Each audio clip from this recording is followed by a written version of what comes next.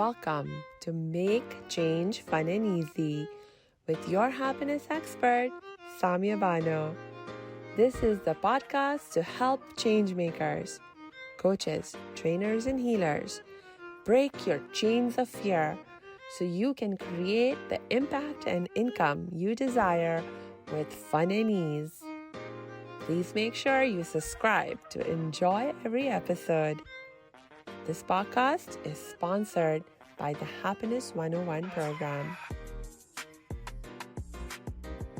Hello, salam, shalom, namaste, sat sri akal, aloha, hola, ciao, bonjour, buna, and privyet.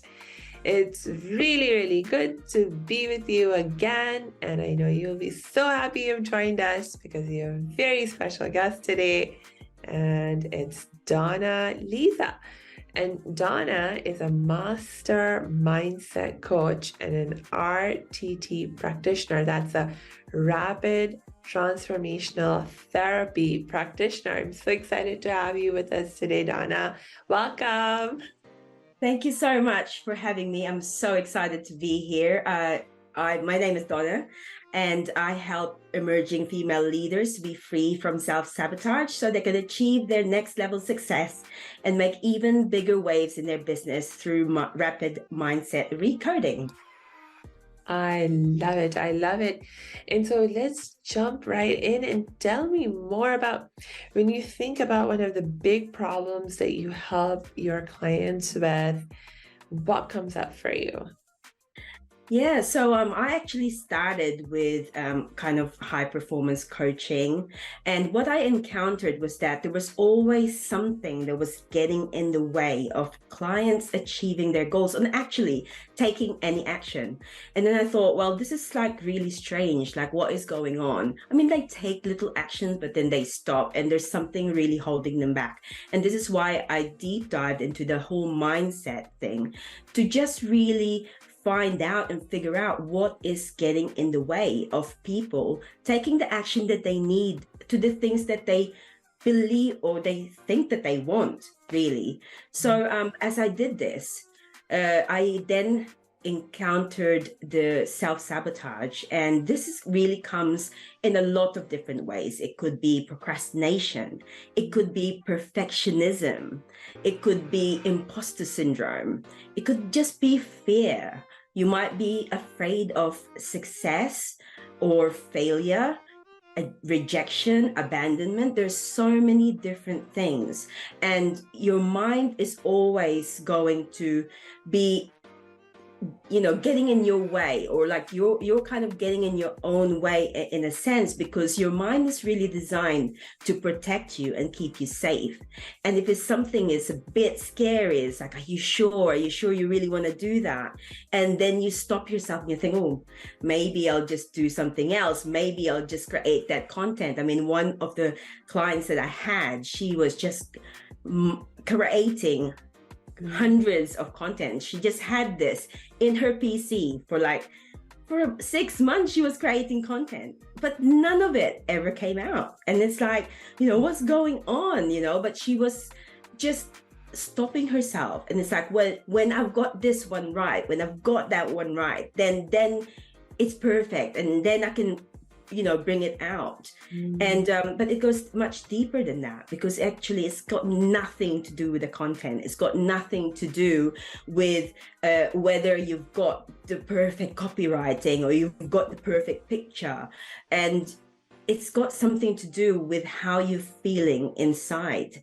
And I just found that in order for my clients to really push on and move forward fearlessly and easily and effortlessly, they need to find out what is getting in the way. And usually there is something that has gone on that they have forgotten, and it could be something in their childhood that it could have been just as easy as one person saying to them, oh yeah, your project's not good.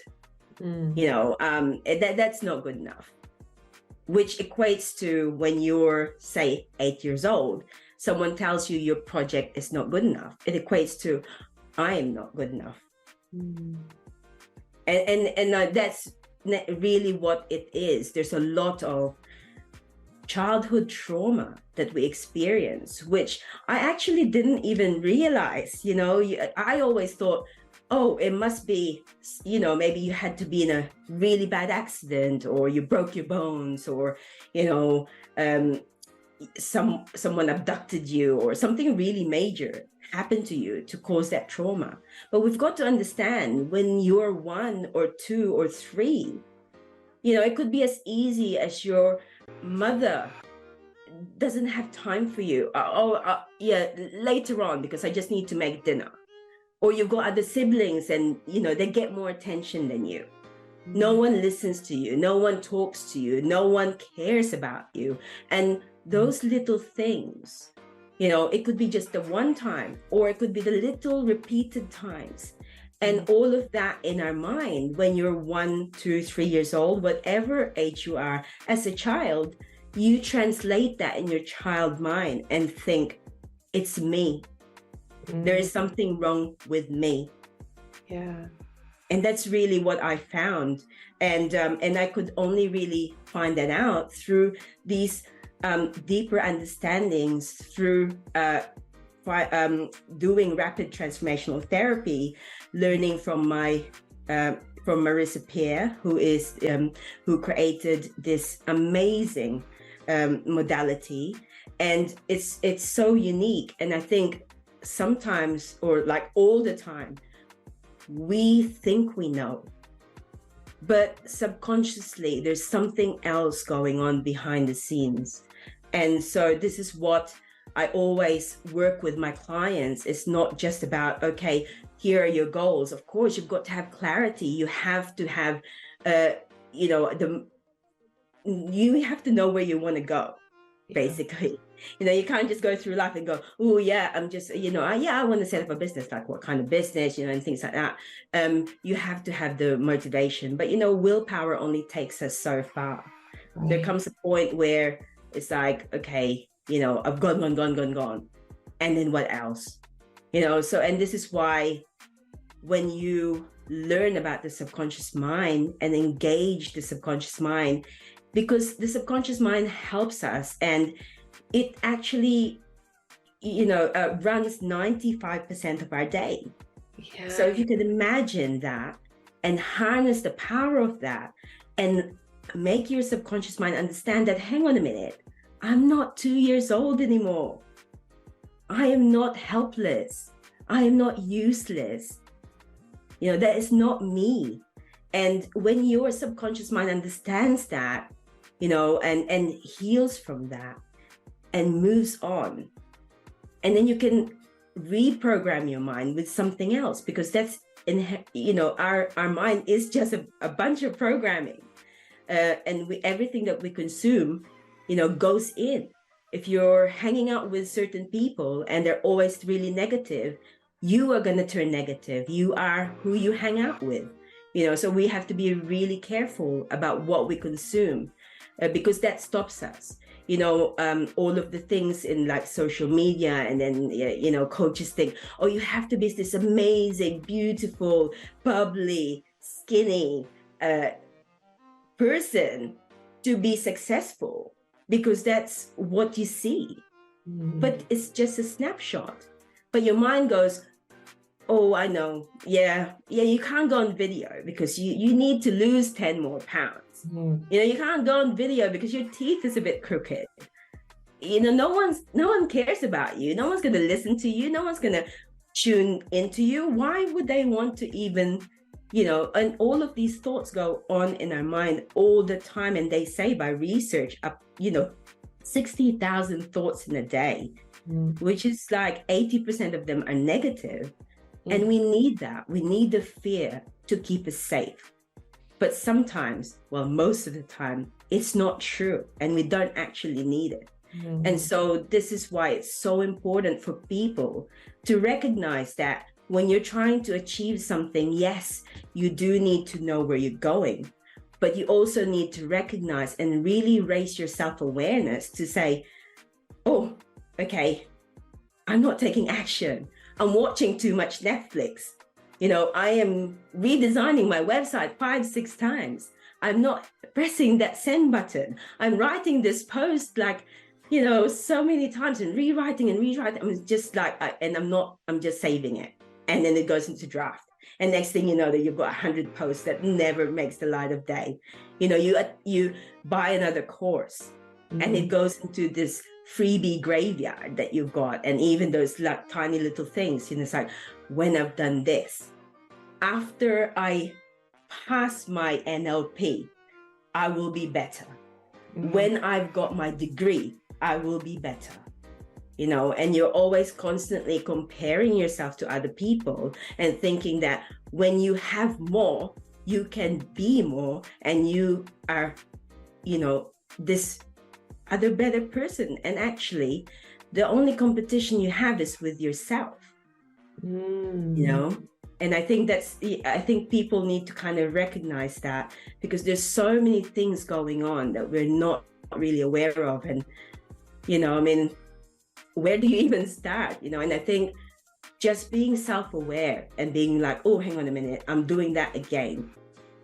And once you know what you're constantly doing or in the habit of doing, then you can really kind of like stop yourself and go, oh, okay, I'm going to do something else, and make that decision and make the choice, because you do have the ability to make a conscious decision. But when you're on autopilot and you don't even recognize that you're on autopilot, then you can't stop yourself and go, oh, right, okay, done, need to do something else, Yeah. I am, wow, you brought up so many really, really excellent points. And this idea of the subconscious mind versus willpower, and I know for a long time, like maybe this is something that's been changing, and I don't know how much it has come into the mainstream, but I know when I first started on my journey of personal development, most of the learning that I was consuming, the content that I was consuming around personal development, it was so focused on, like the willpower aspect of things, and trying to use your willpower to create change in your life. And I struggled with that so much, and I blamed myself when I failed in those processes. And it was, I don't know, I feel like for me it was a little bit like, the blessing of God, that God steered me towards other people, other teachers with other approaches, who understood more about the power of the subconscious, and, started to learn about some of these techniques that help, reprogram your mind, retrain your mind more from this perspective of healing the subconscious and so forth. And I found that I made so much more progress that way, and so much more easy also to create the change that you want. And now I feel like I'm surrounded by people who have this thought and perspective, and it's sort of like, I guess, like I said, I'm not sure how much people in the mainstream are in tune with this anymore. So sometimes I don't have enough appreciation for the like I'm like, oh yeah, this is the truth, this is the reality of how things work for us. And I don't appreciate enough that maybe not enough people know about this, and they're still struggling with those old paradigm ways of doing things. So maybe you can tell me a little bit more about this new paradigm that you use with the rapid transformational therapy and how it differs for you in practice. Maybe you can give us some examples of how you like concretely help somebody who's dealing with self-sabotage, like the example you were giving of the client who kept creating content. Like, how did you actually help her shift out of that? Hey, thanks for tuning into this episode. Hope you're getting value out of it. For your information, this episode has been sponsored by the Happiness 101 program. Are you a change maker, coach, trainer, or healer? Are chains of fear holding you back from making the impact and income you desire? Using a unique combination of positive psychology and the spiritual wisdom of our most effective change makers, the Happiness 101 program helps you break through your limiting beliefs and manifest the abundance and success you desire with fun and ease. Interested? Book a free Happiness 101 exploration call with me, your happiness expert, Samia Bano. Just use my online calendar link in the show notes. Now back to the show. Yeah, well, I mean, it's interesting you kind of brought up the whole thing about the subconscious mind, because I think most people are not really aware. And to be honest with you, I didn't really know anything about hypnotherapy before I started the whole process. And in fact, a few years ago, I heard one of my colleagues at the time, and she was like, "Oh, I'm going to go to see a hypnotherapist because I want to stop smoking." And then and I was thinking, oh, I don't really want anybody going into my mind and controlling what I'm thinking and telling me what to do.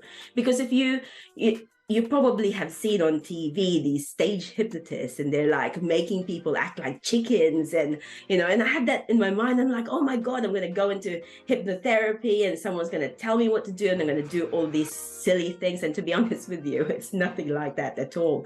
And it is so misunderstood. And yes, definitely there is a technique for stage hypnosis, and certain percentage of people are actors that want to do those things. And if you don't want to do something, you really cannot be forced. You have to be ready. And the thing about the rapid transformational therapy is that it combines different modalities, and actually it's not just about I'm going to reprogram your mind.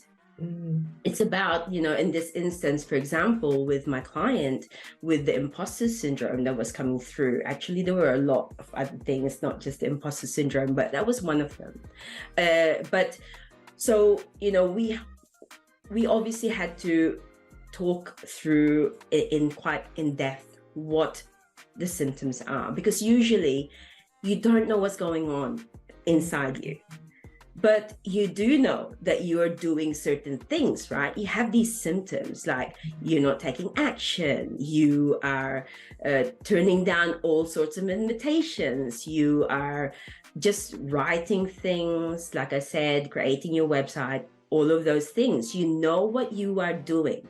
Right. But behind those things that you are doing are thoughts. And those thoughts are actually what is running your actions and your behaviors. So you have to then go, okay, so this is what I'm doing. So my client would tell me all of the symptoms that they're doing. And then from the symptoms, then I can kind of get a bit of a picture of what's going on. Then one of the other things that's quite important as well is not just the symptoms. We always ask about the childhood. What was your childhood like? Because that actually has so much bearing in us. From 0 to 8 years old, we are in a theta brainwave state, which means that we are open. You hear these people going, oh, children are like sponges. They will just take in everything. And that's the same with when I talk to my daughter sometimes, and even when she was like 2 or 3, and she would say these things. I'm like, how did you even know this? Like, you're 2, 3 years old. Like, I didn't talk to you about this, and they just take in everything in their environment. And what they do is they make sense of it in their child's mind. And so it's always so important to ask that person, we always find out, I always find out from my client, what's your childhood like? And even though, and a lot of the time I'll get like my clients who will go, oh yeah, actually, it was pretty good. And then you find out that the dad left, and yeah, my dad left, but my mom did the best that she could, and she gave us the best childhood that I could, and I can't really complain. And yes, your adult mind can process that and think that was okay. She did the best that she could, but your child's mind didn't think like that. It thought, my dad left me, it must be me. So actually it's very, very important to go back and find out, we always go through regression. So we go back to the root cause, and we try and investigate and go back to some scenes in the childhood once we're doing the RTT session, and figure out what are the things that happened.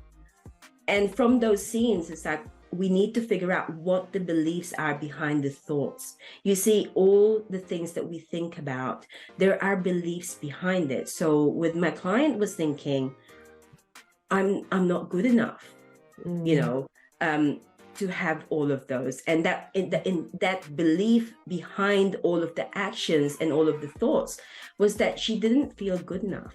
And, she believed that because all of these bad things happened to her in childhood, that is all she deserved, that she didn't deserve the success, she didn't deserve to have a better life, she didn't deserve any of this. And even though actually her life was quite good, really, you couldn't really complain about what it is, with her life, but there were always going to some actions that was like sabotaging that, just push back. It's like, no, I can't have this, there's it, our mind can't hold conflicting beliefs.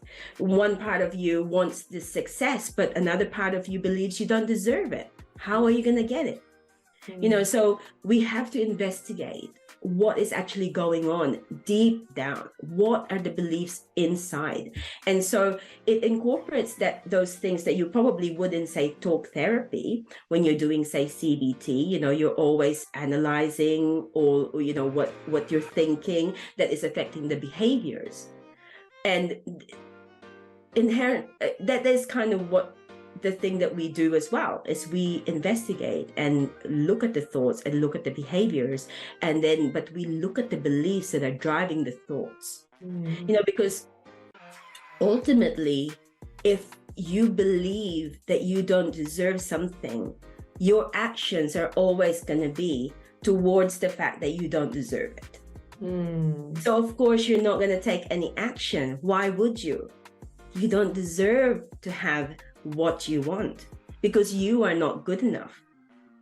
So you are going to stop yourself, whether that's creating content and whether that's or I actually found in myself, because I struggled with video to begin with. I struggled doing lives and then things like that.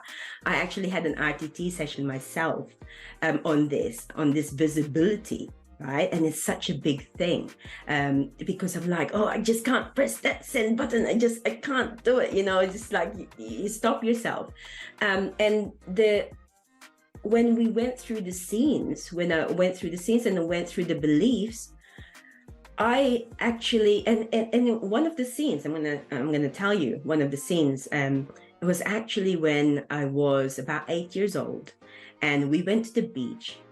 And I don't think my mom was there. I can't really remember, but I was there with the lady that was looking after us. And I couldn't swim. Okay. So I was on a floaty thing, just kind of lounging like this. And then, the tide was coming in. So the nanny that was looking after us, kind of just like, she went to swim towards me. And then she went like this to the floaty, and it flipped me over. And of course, I fell in the water. I couldn't swim. So I was sunk to the bottom, and I pushed myself up because I was like, oh my gosh, I'm little. And I could see the top of the water. I managed to push myself up. And when I got up above the water, she was like laughing at me. She didn't even grab me. She just left me. She was just like, and I was thinking, oh my God, like I can't swim. I don't know and then I just fell down again, and I fell down. And then when I pushed myself back up again, and I hit the barge on my head, and I was like, oh my God. And then that pushed me down again. And then I hit a coral, my foot hit a coral. So I was in pain, and I couldn't breathe. You're drowning, right? And no one cared. And one of the scenes was that, and you think, well, actually that explains the fact that I don't like the water, logically, right? But what does this have to do with me not wanting to go on video? Yeah. Okay. And you think, this is so weird. Why? What does that mean? But then when we dive deeper and looked at the beliefs, my beliefs were, I'm not important. I don't matter. No one cares about me. I could have died and no one was there to save me. No one wants to listen to me. No one sees me. Do you see? And so, of course, I don't want to go on video. I don't want to be seen because no one's going to listen to me. No one's going to see me. So it is so fascinating what you find in there, because it doesn't even necessarily mean that it's something that you would ever consider, that means something. But whenever we're doing something, whenever something is happening to us, our mind in that split second goes through all your memories and will go, okay, let's just make sense of this. What does this relate to? And then it picks all of these various scenes. Oh, this must mean that this is what she is, this is what's happening.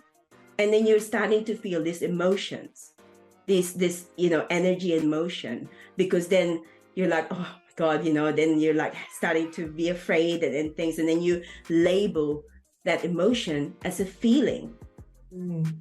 Okay. And so, that's why it's actually, really important, I think, to be able to understand. And so whenever I work with my clients, of course, we always incorporate that aspect of working with the subconscious mind, because you have to flip the switch. You have to reframe those beliefs, but not just consciously, because yes, you can. Don't get me wrong. You can do that so much harder. It takes so long. And I have had clients that have been in years in therapy and they're still nowhere near. And I mean, spending thousands a year on therapy and nowhere near figuring out what was wrong with them in the first place. Yeah. And so and that's what's really fascinating about it. And one of the coaches that I actually was speaking with, I mean, she had RTT session with one of my peers, and I said to her, oh, how did it go? And she did one on money blocks, and she said, it was really great, and I actually talked to my psychologist about it, and she said to me, oh my gosh, what you found out in that one session is equivalent to a whole year session with me. That's how much you find out. And I mean, this session, usually my sessions, like a one-to-one session will be like 90 minutes. Sometimes it's like 2 hours. It goes like this. You're like in quantum field. You don't even realize that you've been in there for 2 hours and you find out so much. But you don't necessarily, it's different. The result is different for everybody, because there are really three types of results. Some people have instant result. Some people have cumulative results. So, little by little, things are changing. Then some people don't even realize that they've changed. Then one day, years later, they look back and go, hang on a minute, I don't want to do that anymore. I had a client that I was working with, and she was already like so, successful, really, with whatever it was she was doing. She was working with people with trauma, and she was even invited to go to TV, for an interview, and she just froze. And anyway, she came to me about imposter syndrome, and we were kind of like looking at what was going on kind of behind the scenes. And it's really fascinating, because you never really know. You think but you never really know. But once your mind then goes, oh, I see. I was like 2 years old back then. Hello, I'm like in my 30s now, I think it's time for me to grow up, kind of thing. And we do those reframing through your subconscious mind. So I do the coaching, and the reprogramming afterwards is really towards the end. But the whole digging, it's so important, I think, for you to understand, because you can't heal what you don't understand.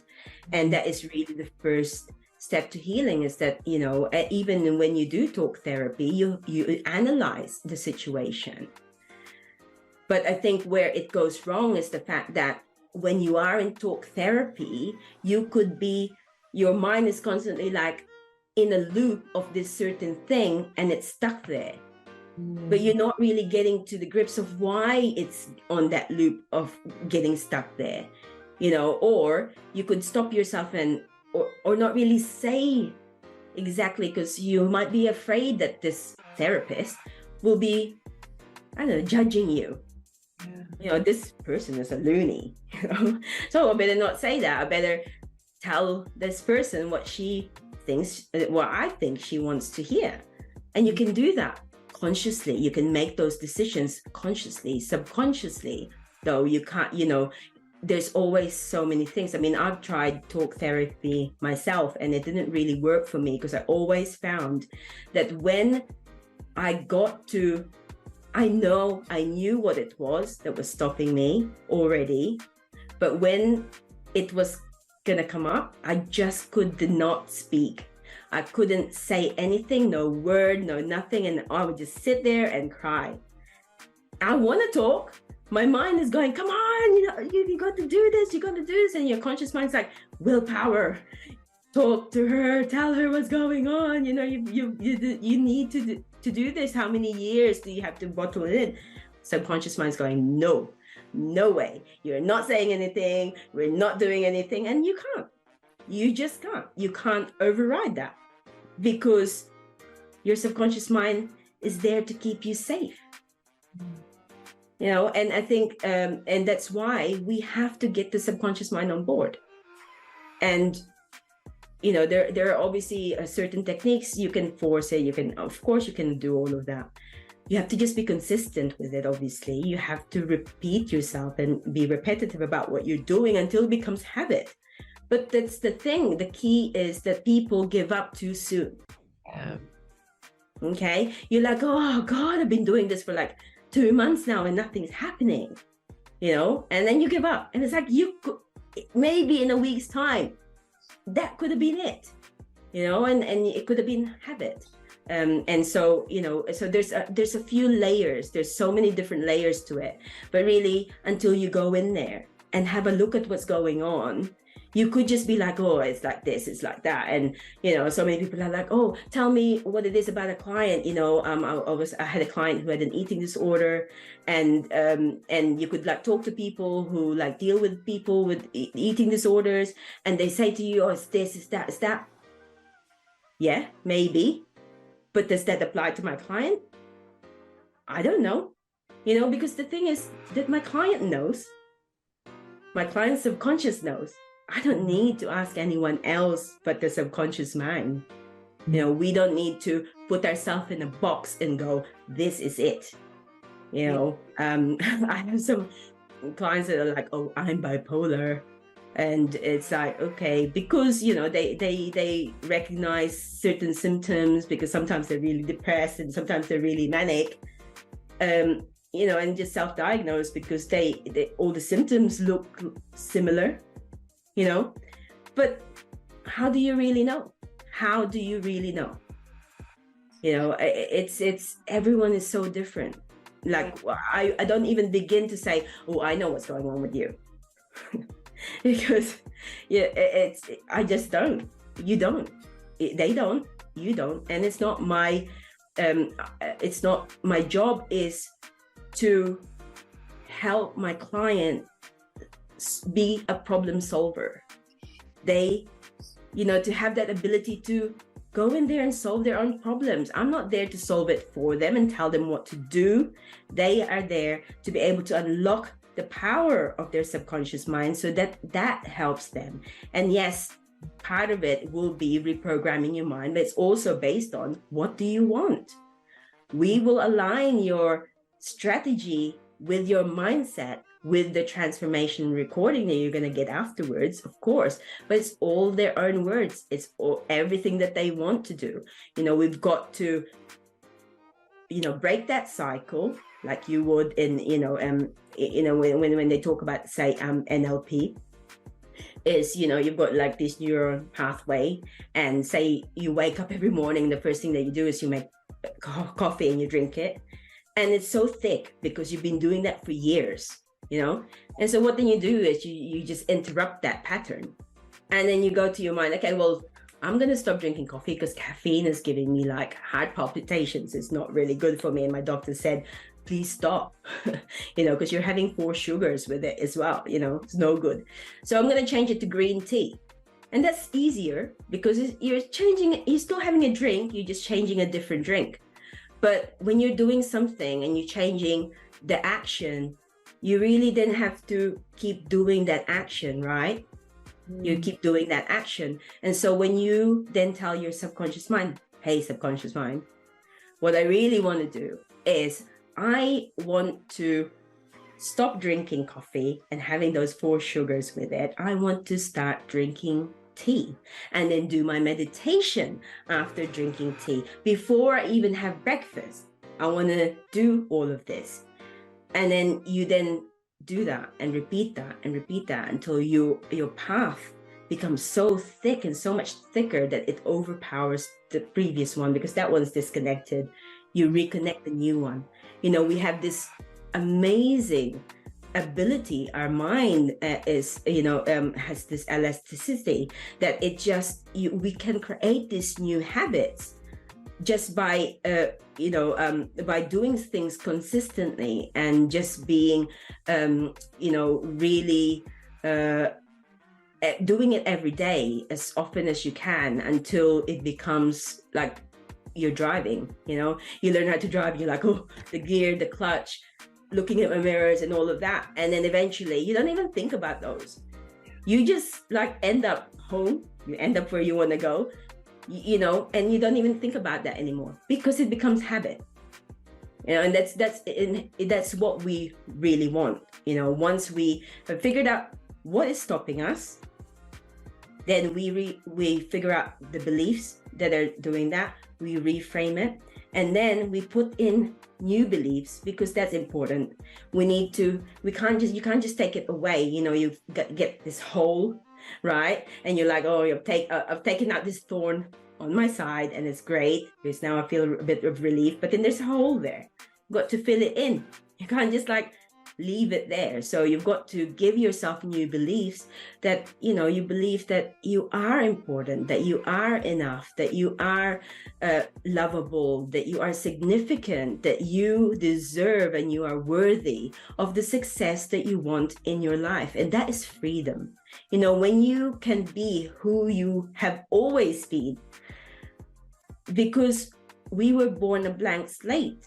but obviously we came here for a purpose. I believe came here for a purpose and a mission, and we've forgotten all of that, because on top of this person that you were, this soul and this little baby is just like waiting for the body to catch up with the soul, and then you're covered with these layers of conditioning and programming and your environment and this and that, and then you don't know anything. So you have to peel away those layers to begin with, to get to who you are, and realize that deep down you have always been that amazing person, that and that you deserve everything, because you are constantly creating, you are constantly manifesting the life that you want. But if your vibration and if your thoughts and your beliefs are driving the wrong type of energy, of course you're going to get that. You're going to get those horrible, little unlucky things happening in your life, because that's what you're calling in. It's so important, I think, for us to be able to do that. So when there'll always be an element with my programs, with my clients, that we will be doing the RTT, but then of course there will be the coaching, because after that you always have to be like, okay, now that's behind us, now let's move forward. Okay, because this is what we do. We live on purpose, with purpose, on purpose. We need to be moving on, because otherwise you're stuck in the old story, and you can't be doing that. You need to be creating. And so once they're ready and primed, and the mind's like, yeah, right, okay, I've got this new belief, then your strategy and your mindset, and you've all reprogrammed and you're aligned, then the actions come. Then you're like, okay, right, let's go to the next post. And it's just like really amazing, because I have like this 3-month program, and usually time just collapsed, and it's like a month and they've like achieved everything, and they're always like, okay, now what? What are we gonna do now? Because they've achieved it, and it's just fascinating for them to be able to see that and go, oh right, okay, I can do this, and so I so believe that how important it is to really know what's going on and have your subconscious really helping you, because like you said before, it makes things easy, and because you're not fighting yourself against this other old beliefs. And I think that's why I'm always like, we have to use and understand and use the power of our subconscious mind to really propel and just quantum leap. Never mind this like little tiny action and stuff. If you're there and you're just like, right, okay, you're like constantly on the go, and you just like you just keep moving forward. And I think it's all about that. That's what we want, really, is to get keep moving forward. Yes. Oh my gosh, Donna, you keep dropping so many amazing bits of wisdom. And I want to follow up with you on so many things, and we have run out of time for today. So unfortunately, we do have to wrap up for now. Do you have any last words to share? Oh yeah, so I mean, I just want to say to anyone who who are trying to achieve something, I just want you to know that there is nothing wrong with you. Okay, and whatever the things are that happened to you back then, that wasn't your fault. But as an adult, you can do something about it, and your power lies in your ability to choose, and make a decision right now to do something about it, because as an adult, you are responsible for changing your programming. So that's all I wanted to say. I love it. That's such an empowering note for us to wrap up today. Thank you again so much, Donna, for sharing all of your time and wisdom.